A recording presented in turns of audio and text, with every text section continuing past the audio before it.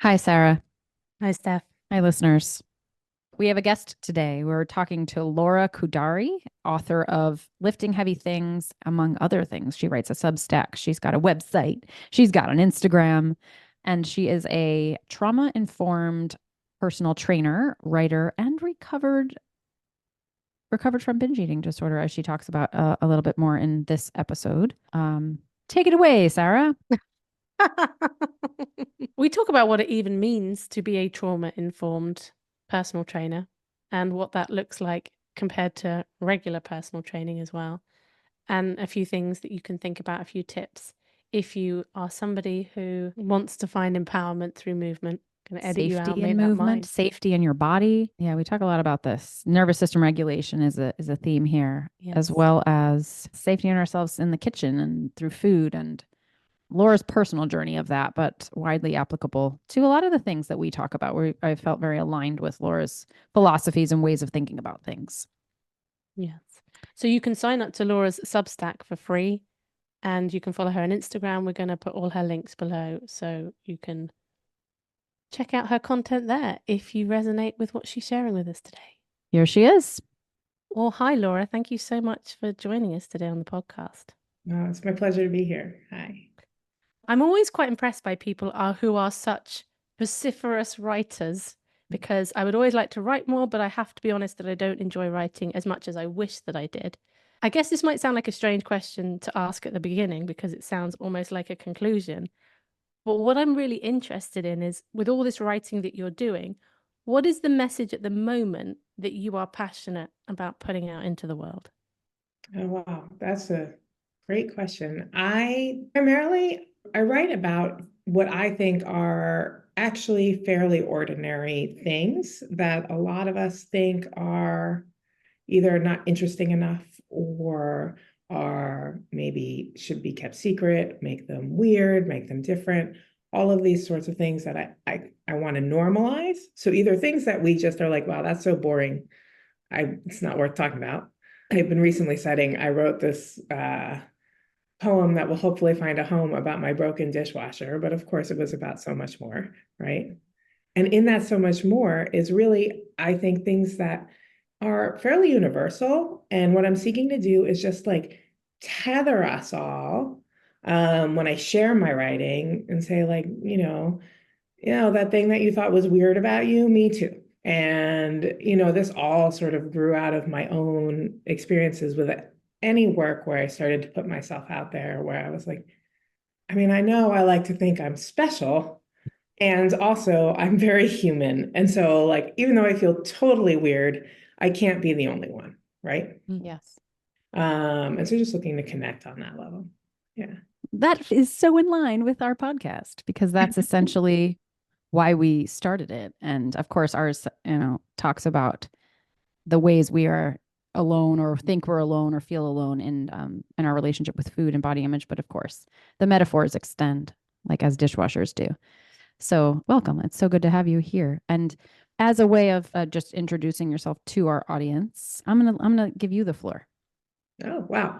Okay, so I'm Laura Khoudari, and I am a writer in the wellness space, I would say, although I'm moving much more into more what we would call like creative nonfiction or, memoir and personal essay writing.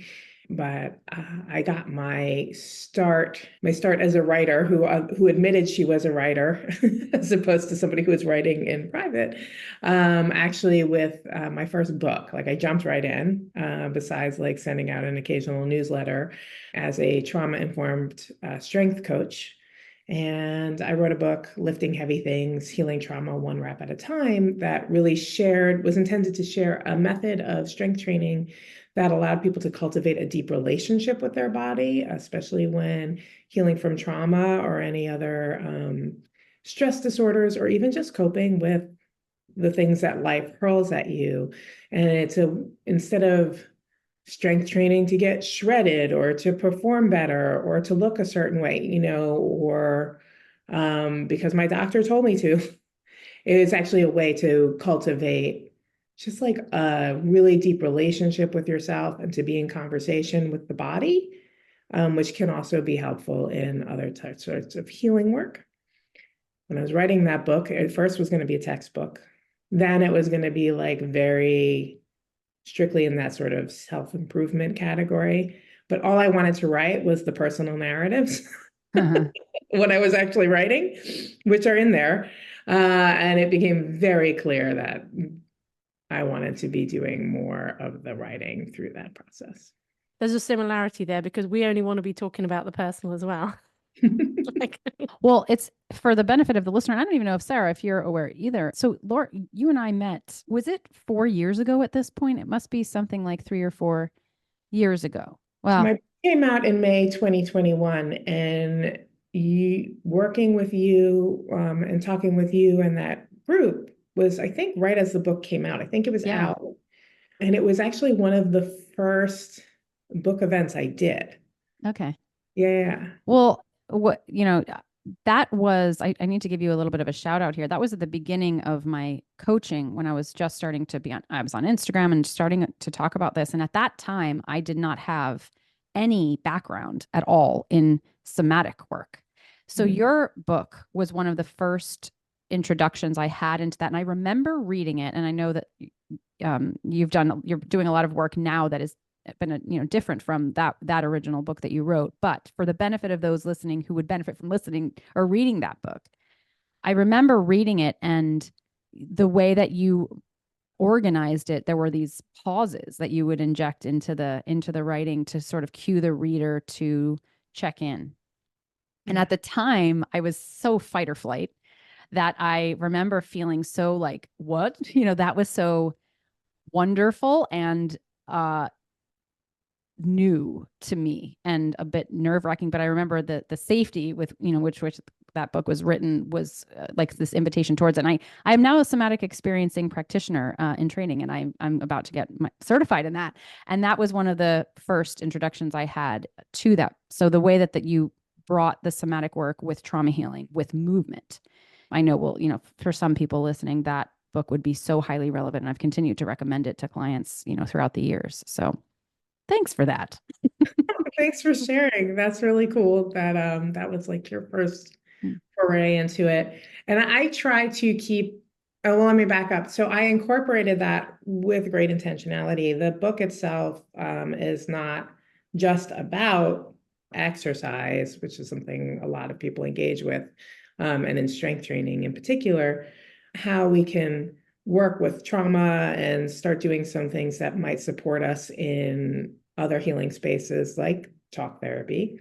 But I also wanted to make it actually the book model, that trauma-informed model, where you understand that you can't really do any processing of what happened if you are in a parasympathetic state. When we read books like The Body Keeps the Score, a lot of the time books about trauma healing can actually be quite triggering. So then you're not taking in the message if you keep reading. And so I wanted to build it into the structure of the book, that it was actually trauma informed. We take these pauses to make sure that we're still regulated so that we can actually absorb what we're trying to learn from the book. I use that in my other writing as well. It's way more subtle, but authors, when you read a book, like you're reading a suspenseful book, you're like turning and turning and turning, or maybe you're lingering, a really Jane Austen book, maybe you're really lingering in the setting. You play with pace in how you tell the story. And I really try to keep pacing in mind when I write, always, so that we can stay connected, and that I'm tending to my readers' nervous system even in other ways. It's making me think of a good yoga class, because in yoga they have poses and counter poses. And for anyone who doesn't know, the poses are a bit more activating. It's getting the energy moving in the body. And then you have the counter pose where you can just bring everything down. And that's where I went when you were talking there, Laura. Yeah. Absolutely. And so I'm guessing there's a personal story here. I don't know your personal story, or most people who we meet who are doing work that they're passionate about, it's because it's incredibly meaningful to them in their life. What's your personal background with this? The personal background with the trauma piece, I had, I always try to figure out, like, well, it started when I was born on May 4th, 1970. We don't need all that. So I'm dialing back, trying to figure out where to start. The first book and the Lifting Heavy Things project, and actually becoming a trauma-informed strength trainer, definitely grew out of my own experience as like a very reluctant gym goer. I was that kid, like a lot of kids, gym class was torture. And it wouldn't be until I knew I had disordered relationships around food that I really hadn't addressed until after my book came out more seriously. But I have a history of binge eating disorder. I have a history of a really challenged relationship with my own body. I didn't want to have anything to do with it. And I had a history of chronic pain, which I finally gave in and started to deal with by going to the gym when I found a really supportive trainer who was there to help me with my pain, not there to help me look a certain way or anything like that. It was really like, how can we get Laura's back to stop hurting? Which led to like a whole journey of self-discovery. 8 years later, I find my inner athlete and I like just flourish in my mid-30s doing Olympic weightlifting. And this was like early days of CrossFit, so not a lot of people were doing it. And certainly no women were doing it in my gym, and certainly not middle-aged women were doing it in my gym. And I really like stepped into my power and stepped into my voice, and I was thriving. But unfortunately, outside of the gym, I experienced a really big trauma, and it just leveled me. And I developed PTSD, and my training became really compulsive, like my fitness training and in sports. And I was doing Olympic weightlifting, and I was doing karate, and I was doing powerlifting. I was doing all these very aggressive, explosive sports. I was really controlling my eating for performance, in quotes. And it was just really unhealthy. Unfortunately, it's also was a celebrated thing in these worlds, right? Like, look at Laura. She is, she's a machine, right? And so it was really encouraged. Like, I want to be more like Laura. Look at how her body is changing. But I was in pain and I was not well. I was scared all the time. I always thought there were like threats lurking behind corners. It was a long time, several months of that before my back went out again, which was the chronic pain I was dealing with before. And I wanted to get back. I wanted that back. I wanted strength training back. And at first it wasn't necessarily it was not in a healthy way. It was the one thing I had. That was how I was feeling a sense of control, and it was gone. Eventually I realized like, no, this is actually the thing that helps my back. And I really need to figure out how to get back to it in a way that supports me. And I actually read The Body Keeps the Score. It came out right at the same time. And I saw myself in the pages. And I was like, okay, this is a trauma thing. Maybe I can find a trauma-informed strength person. I live in New York City. There's got to be somebody here. And there wasn't. There was one woman doing it in Canada who I eventually would study with. But I was like, okay, I guess I have to make this for myself, is how it started. And I just did a lot of research and started to figure out what worked for me, and ultimately became a personal trainer and studied somatic experiencing and put these models together to create a way to do strength training that would take care of the nervous system first, that would promote the healing. And because my first experience before the trauma was like this thriving, fulfilling, stepping into myself. And I wanted to step into that power again. But how can I do it now from this place? And I did it. I experienced a lot of post-traumatic growth. And I decided in 2016 that was something I really wanted to share with people. And so specifically women and non-binary individuals who often find it challenging to step into the free weight section of the gym. And there's definitely space for men to learn how to strength train in this way, but I wanted to work with people who really struggle to even get into that area of the gym. And that's how it started. And the book was really just another way to share this tool. I'm one person. At the time, this wasn't a thing. Fortunately, I found like-minded people, and now we've ushered in an era where there are plenty of trauma-informed strength trainers now. But at the time, it was me and, a smattering of other people. And so by having a book, and also, it's less expensive, it might help introduce people into reframing how they approach exercise. So when you say it's a trauma-informed strength training, and you said it's about putting the nervous system first, what would that actually look like in practice? How do you put the nervous system first when somebody's looking at stepping into that strength training? There's a couple of different things. First, there's even before you start. And it's determining, what do you know you need from your environment to feel safe enough to be able to pay attention to yourself and not your environment. So that's going to be the first thing. And that might be being in your home.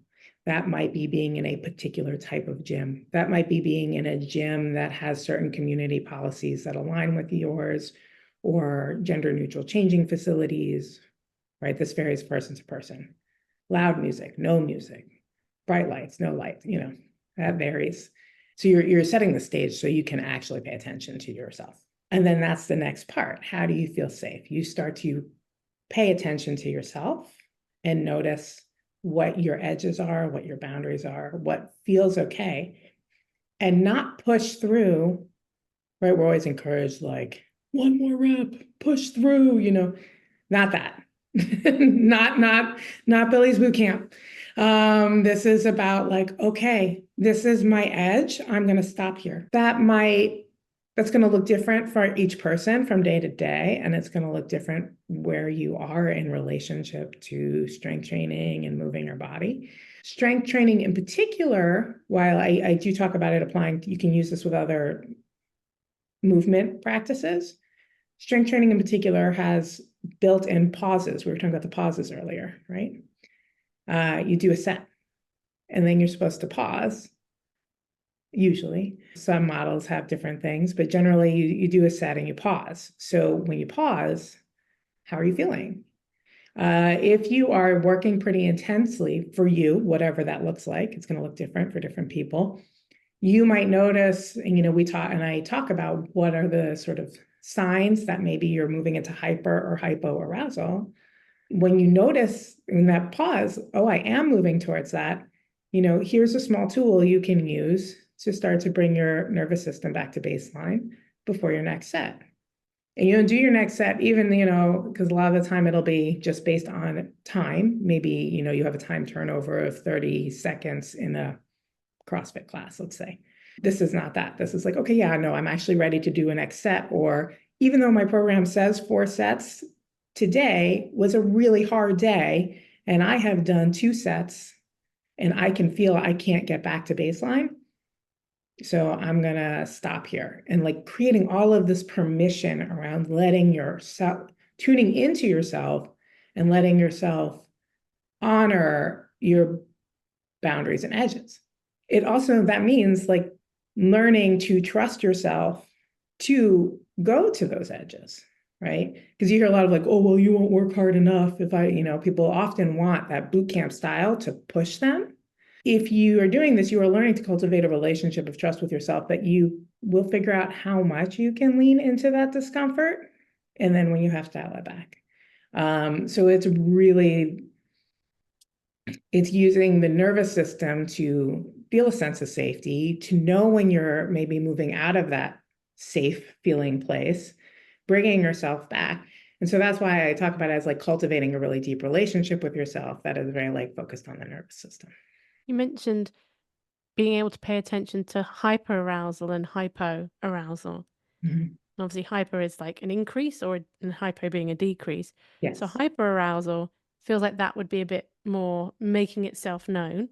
Yes. Whereas hypoarousal, the only place my mind went with that was dissociation. But I guess if you're noticing if you might be around the edge of something, what else would come under hyperarousal? Hypoarousal is like kind of losing track of time. So again, right, we talk about like this is a pause. It's not like a whole break in your workout. Usually it looks like 30 seconds to a minute. And maybe you just like space out. You realize like, oh, wow, I have no idea how much time passed since I did that last set. Or you looked at your phone and like you just got sucked into that sort of scroll without actually looking. There is just general like, what was I doing?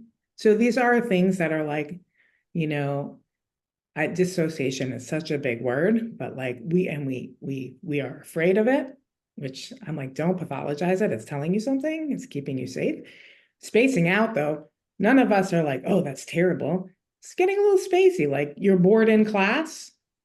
That's a sign that you are a little bit overwhelmed, like you're not able to be present. So you're looking out the window. Those sorts of things are like smaller versions of the big bad, right? Like before fight flight, we might be cranky, right? Like it's a little like snappy, or like looking at the door, but we're not taking off. So the same with dissociation. Maybe we're just kind of like not. We're like, oh wow, what was I doing? Yeah. Mm-hmm. And in both is disconnection. There's some kind of disconnection from potentially even the trainer, right? Like of being in that safe in relationship and sort of some kind of movement away from it. And I, just as somebody who has experience, I'm more fight flighty, but certainly have also gone in the other direction. You don't necessarily know that you're doing that when you do that all the time.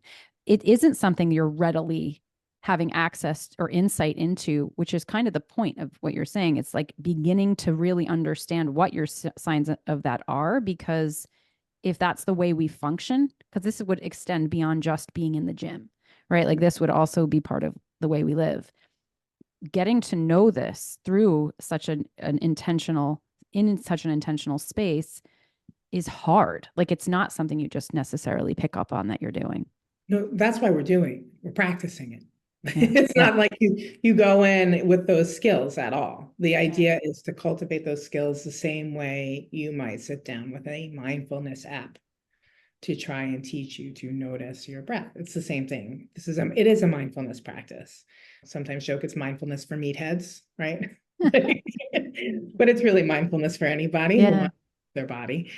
And in fact, it's a lot safer feeling for some folks, I was one of them, than sitting on a cushion to practice mindfulness, is to be in motion, and even safer than like a walking meditation, which, I love a little walking mindfulness where you notice your feet on the ground as you walk. But especially if you are dealing with a lot of aggression, it's a more explosive outlet, but you're still practicing mindfulness. You have to keep coming back to the object of focus, which is, how does it feel inside of my body right now?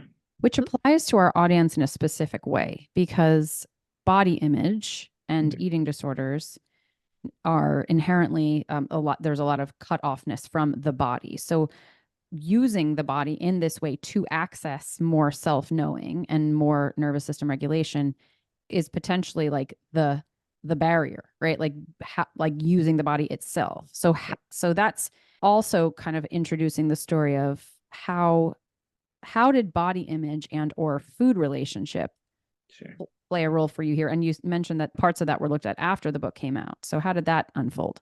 Yeah, my relationship with exercise was separate until all of a sudden I was like, I have to actually take care of my body.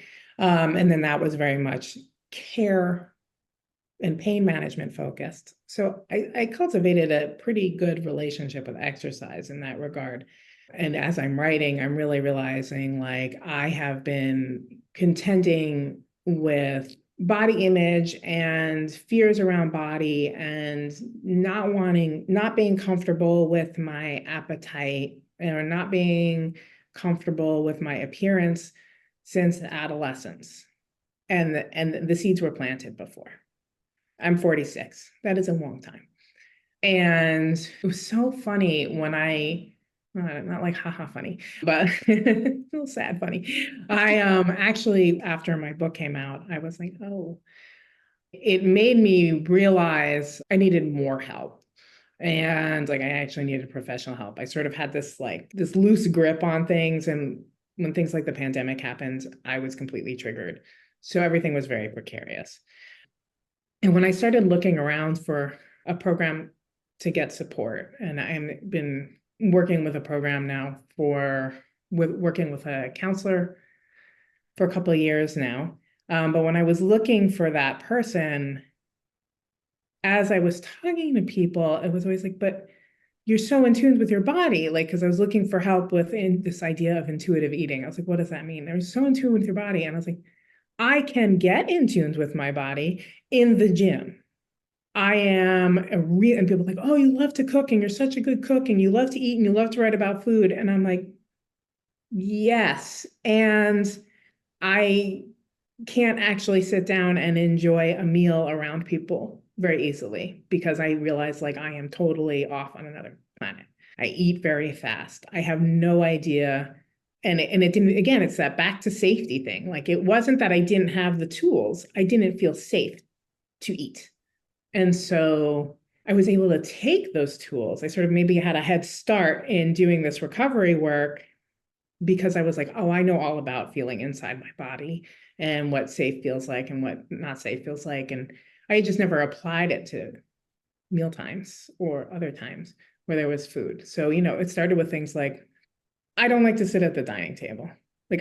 And I felt like I had to sit at the dining table. It was one of the first rules. And my coach was like, do you have to sit at the dining table? And I was like, no, I guess it was my family, right? I was like, well, I guess we could sit on the couch. And just moving a few feet over made the difference. So I really struggled with body image and my appearance and food not feeling safe to eat for as long as I can really remember feeding myself, right? And then but it was so normal. Again, that thing about like, we're trying to it was so normal. Like, I don't know, everyone around me talking about losing weight or what they look like or these things. And it was just around me all the time. So I was like, I guess I'm the weirdo here. And then I got tired of it. COVID really, I got so scared and so triggered. And I was like, I can't live like this anymore. You mentioned cooking, and I know that you write about that and on your Substack have talked about that. How, because it's interesting, when I recovered, I remember I wanted to get as far away from the kitchen as possible and everybody's journey is different and everybody has different needs. I was like anti-kitchen for a long time before I could find the safety in it again. How did cooking become part of your sense of safety, if it did at this time or not? Wow. Yeah, I think, no, it definitely did. I have been cooking. I mean, I was that kid, like I was that kid who was like, I want to make my own toast. I want to make my own scrambled eggs. And as I got older, that first like dish I remember cooking it was my friend Michelle. I think we were about 9. We made hot dog fried rice and it wreaked havoc on everybody's tummies. But I've been liking to cook a long time. It's something I've always enjoyed. And in high school, I was really in charge of preparing meals. And I think part of it is I enjoy it, right? It is creative for me. I think it's fun. Not everyone has that relationship. And I like to do it for other people. Always. That's never been a thing. Like, it's how I show you I love you. That's how I take care of you. I'm going to feed you. I'm going to nourish you, whether it's, you're actually that sort of nourishment or more of an emotional thing. I do believe that like there's love in this. I do think we can taste that. We can feel that. So all of that was already there. And I realized even before I was working on my relationship with food, one, I was feeling pulled in a million places and like I had so much to do or stressed out and taking care of everybody. And then now later, as I'm literally like learning to take care of myself and my relationship with food in all of these cases, it was like, you know what? I'm just going to cook myself something I want to eat because we need to eat, right? It was something that had to get done anyway. I was like, let me give myself this gift. Let me show myself the love that I have been showing everybody else by slowing down to cook myself the meal that I'm always slowing down to cook everybody else. So now, does it feel different to you eating food, let's say, that you've prepared or food that's been prepared for you? Like, what's the difference, I guess, in what that means to you at this point, at this stage? Eating food either I prepared for myself or somebody else prepared for me now versus a little bit ago. I can experience it. I've never really thought about that before, so I'm talking on the fly here. But I can experience it.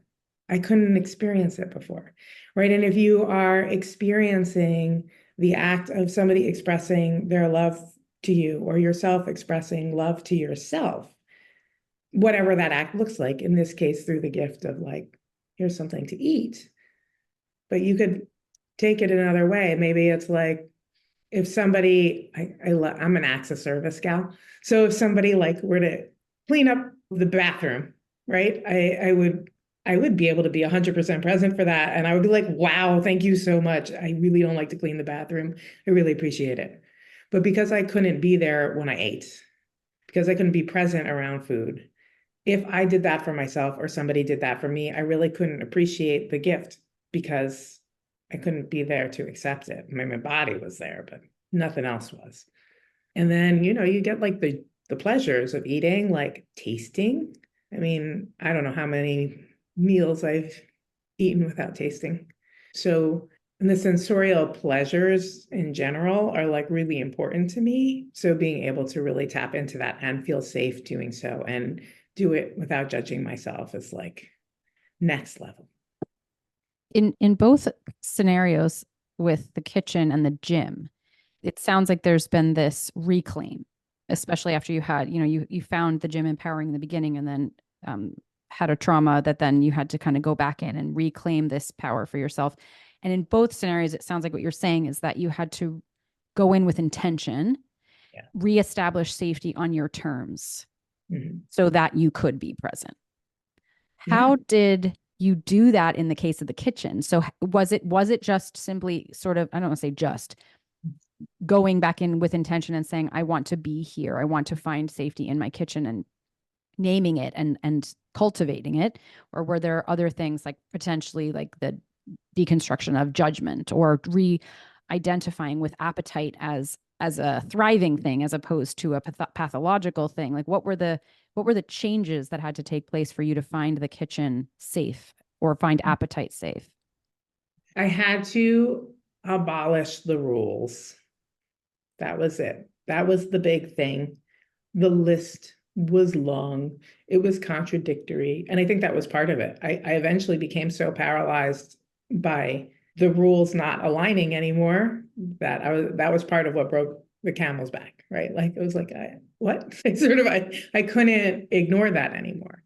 I'm definitely the sort of person who all of a sudden one day is like, I am fed up with this.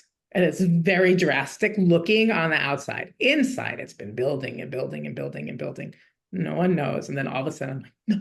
So that's what it looked like on the outside. But I think on the inside, I was getting really frustrated with myself around all of these rules about what was allowed in the house, what could I eat, and these were all for me. This wasn't about anybody else. The other members of my household at the time didn't have these things. So that is where I think I really started, was quite literally, I think I started with like very specifically allowing Oreos in the house and like seeing it was okay. And being able to eat on the couch. Being able to eat on the couch. I'm with you. All of those rules, right? That was a rule. You have to eat dinner at the dining table. What? Why? Right? That was the first step for me. It's like having those rules in your background, going back to that idea of you don't even know the water you're swimming in and where that's putting your state. Like having those kind of rules would take you out of presence without us even knowing it, because it's just the way we live. Right. So it's like we're walking into our kitchens every day and all the rules, all the shoulds are just there, but it's like, how would we even notice? It's such a parallel to the way you talked about understanding where you're at when you're doing reps and deconstructing that. But I don't know that you can do it without intention. Yeah, no, I don't think so. I think it's so woven into all these things we do. Like it's not, I mean, you can't walk into a gym and just start lifting weights. You need to know something, right? So you turn to somebody who gives you a set of instructions. right? Otherwise, you might get hurt. And I think, also like the dining table thing for me, I know what that's about. Like, that's how I grew up. You ate at the dining table. And why did we eat at the dining table? To make sure there was a time that we all came together and connected with one another, which, given all of the right conditions in place, can actually be really beneficial. But that wasn't expressed. And also, it wasn't always fully executed that way because life, not because anybody was up to anything nefarious, just life is hard. And all I got, my takeaway, because I wasn't thinking about it, because we're not always thinking about these things, was right. You eat dinner at the dining table, so you make sure you all connect, which sounds like a great thing. But I was so disconnected from myself. We were not all connected. I have a question, and I don't know if it will really be in your wheelhouse or not. So I'm just interested in maybe even your reaction to the question. I think another should that surrounds, certainly for a lot of people I work with, is even the idea of I should cook. And again, like having met a lot of people, and I'm not a fan of cooking myself. I kind of like it when I get into it, but everything around the planning and organizing, I don't enjoy at all. So I'm curious how you might respond to people who they're hearing what you're doing and they just go, "Oh, I hate cooking. I wish I liked it. I wish I did more of it, but I'm either resistant to it or I don't enjoy it." I mean, I feel like that's along the same lines as people who, or like for me, I'm trying to think of something that would be comparable.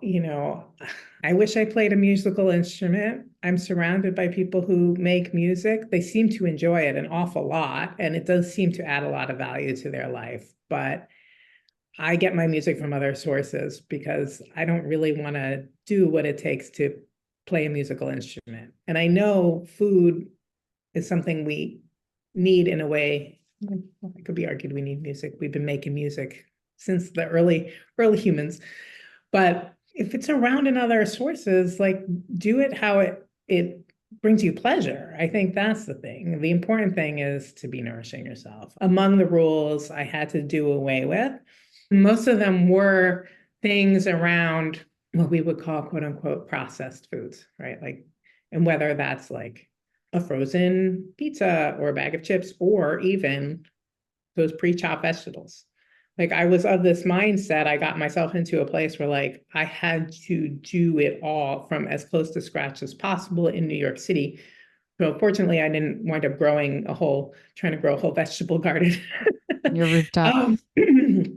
Because I'm not good at that. But yeah, I think, there's a conversation to be had there with myself. I have a lot of conversations around feeling guilty about using those sorts of things. And like, I'm having those conversations with myself, but from a place of like, yeah, you can do that. And also, I order plenty of takeout. I live in New York City. I cannot make a good dish of pad thai. It takes way too much work, and I want it a fair amount. So I order it. And I think that's the other thing, is like keeping that all in perspective. Like, I'm not only cooking. Last night, I had all the good intentions to make this chicken dish for me and my daughter. It's like a chicken shawarma, but you do it in the oven. And I realized like, oh yeah, but we both mostly eat this dish for the tzatziki, and I didn't have anything to make it, nor did I have it in the house. And I was like, okay. And so my daughter was like, what are we having for dinner? And I was like, I'm ordering. What do you want? And tonight we'll have the chicken shawarma. I didn't plan it well. It's not the end of the world. And I don't cook all the time. And writing about this at the moment, kind of as you're going on this journey, seems like a big part of what you're doing. If one of our listeners, maybe even wanted to sign up to your Substack, what would they expect? What kind of things are you creating out there for people? Yeah. It's a monthly publication. I keep it free, and I wanted to keep it sustainable. Some people put stuff out all the time, once a month. And there's always a personal essay about different things. This month, this most recent one does happen to be around writing as a self-care practice while you're going through grief. But they look different. There's all sorts of things. It's really about like balance, this idea of wellness as whatever is actually balanced for among your physical health, your emotional health, your psychological health, your financial health, spiritual community, all of these things, like finding your balance. And that's where the essays are. And then there'll be either a recipe that I've come up with. This month it was a recipe. It was a grilled ratatouille, not all grilled because I didn't want it to taste like a barbecue, but how could you use the grill to really still get that effect, maybe with a little bit of smokiness? Or it might be an interview with another person who maybe you wouldn't think of as a wellness practitioner. For example, I did an interview with non-diet stylist Daisy Gillespie. I don't know if she calls herself a non-diet stylist. Oh, she's been on our podcast. Oh, she's been on your podcast. I interviewed her because I do think of her work as wellness work. And the interviews might be with somebody who you might normally put in that category, but maybe they're talking about it differently. There was a Pilates instructor, Cassandra Cotta, who comes at Pilates not from a lengthen and tone, but like, it's a cultivating a relationship with the self through Pilates. It's really interesting me how it sounds like you're reclaiming the word wellness, because to me, when I hear the word wellness, there's my mind, I have to keep like reorienting myself when you're using the word, because I know how you're using it, but that's still not how the word even feels to me. Yeah. It's something I struggle with because I haven't found a better word. And the fact of the matter is, I think reclamation would be the right way to do it. I am working based off a definition that comes out of like substance abuse and recovery, the 8 dimensions of wellness model. And it's not the thing you buy. Like, it's not a supplement. It's not a spin class. It's not the spa. It's really about the always shifting, finding balance, right? It's a verb. It's an ongoing thing, finding the balance in your life so that you feel good and able to live, just so that you're living in alignment with what you value and what's important to you. And that varies from person to person again. But yeah, not goop wellness. Yeah, that's the one. That's the one that most people associate that word with. Yeah. So for anybody listening who's trying to move away from that kind of goopy wellness, this is a lovely bridge because, well, we did what was the name of our event in Brighton? It was something about wellness. Nervous system day retreat. No, in Brighton. Oh, I can't remember. Yeah, it was. We used the word wellness, but in a provocative way. Yes. I think we're all on that mission. I did a little bit of a rebrand a year and change ago. And I remember like going back and forth on using the word wellness. And I was like, no, this is wellness. That's not wellness. Yeah. And then that does mean, though, that I have to be very specific about what my definition is a fair amount. So if people want to find out more about you and your work, where's the best place? You've got Substack, you're on Instagram as well. Yes. If you can spell my name, you can find me. So my website is laurakhoudari.com and my Substack is laurakhoudari.substack.com. It's called Tender at the Desk and Stove. And on Instagram, I'm also at Laura Khoudari. I believe there is a woman with a hyphenate with Khoudari in it who married maybe a distant cousin. But otherwise, I'm the Laura Khoudari. So. Even the Instagram subtitles couldn't spell it. I think you were doing a video and you said your name and it just came out with Laura Dairy. Laura Dairy. as in cow's milk. That happens a lot. Also, because I go really soft on that first thing. Yes. So it's Laura and Laura, and then Khoudari is KHOUDARI. Wonderful. And your book, Lifting Heavy Things, is available where books are sold? Wherever books are sold. Usually, if you're going to go, and I definitely support buying from your local independent bookstore. They'll have to order it from you, but they can. Yeah, brilliant. Okay. Well, thank you so much for joining us today, Laura. Really been wonderful to get to know a bit about you and everything that you're doing and putting out there, and keep up the good work. Thank you so much. It was really fun. Nice way for me to start my day. Thanks, Laura.